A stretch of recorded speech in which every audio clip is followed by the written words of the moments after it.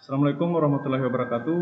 Perkenalkan, kami dari kelompok 8 beranggotakan saya Haryanto Armin dengan NIM 22650127. Kemudian teman saya Syahril Satrio, Akmal Hasim, dan Hasrin. Baik, topik kami yaitu manajemen pengadaan proyek. Manajemen pengadaan proyek itu adalah proses strategis yang mengatur dan mengawasi pengadaan barang, jasa, dan pekerjaan untuk proyek.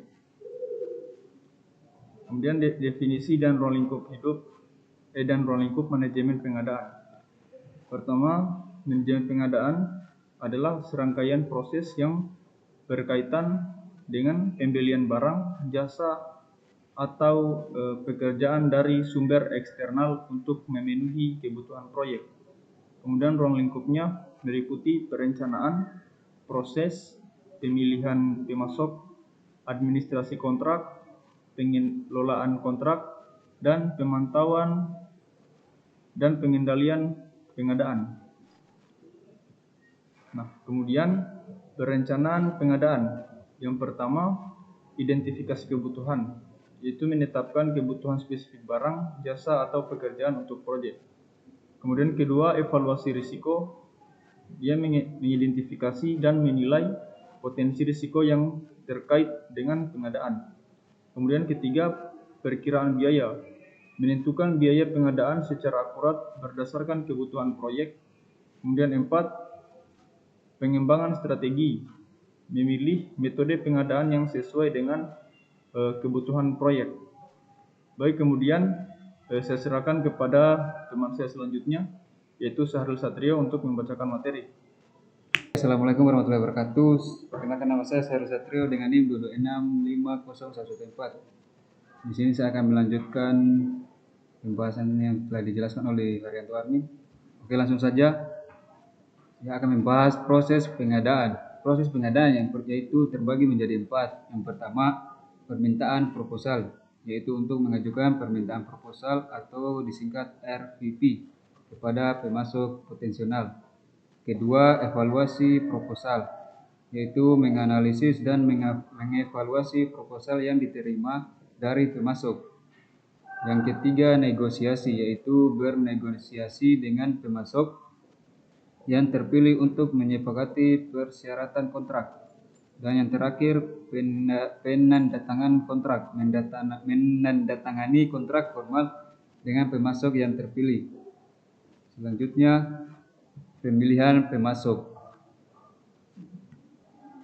yaitu ada kualifikasi. Kualifikasi yaitu memeriksa kualifikasi pemasok termasuk pengalaman, reputasi, dan kemampuan. Dan ada harga, yaitu mempertimbangkan penawaran harga dan nilai yang ditawarkan oleh pemasok. Kemudian kinerja, mengevaluasi kinerja pemasok sebelumnya untuk menilai kemampuan dan keandalan. Dan yang terakhir, hubungan dan membangun hubungan yang kuat dan saling menguntungkan dengan pemasok terpilih. Mungkin itu saja yang saya dapat jelaskan. Untuk penjelasan selanjutnya saya serahkan kepada Akmal Hasim. Assalamualaikum warahmatullahi wabarakatuh. Nama saya Akmal Hasim dengan NIM 22650150. Di sini saya akan melanjutkan pembahasan dari Syahril Satrio. Kemudian di sini di materi selanjutnya itu administrasi kontrak. Di administrasi kontrak ini terdapat beberapa tahapan, yaitu pengawasan. Di pengawasan ini untuk memastikan bahwa pemasok mematuhi persyaratan kontrak. Kemudian dokumentasi, mencatat semua komunikasi dan dokumen terkait kontrak.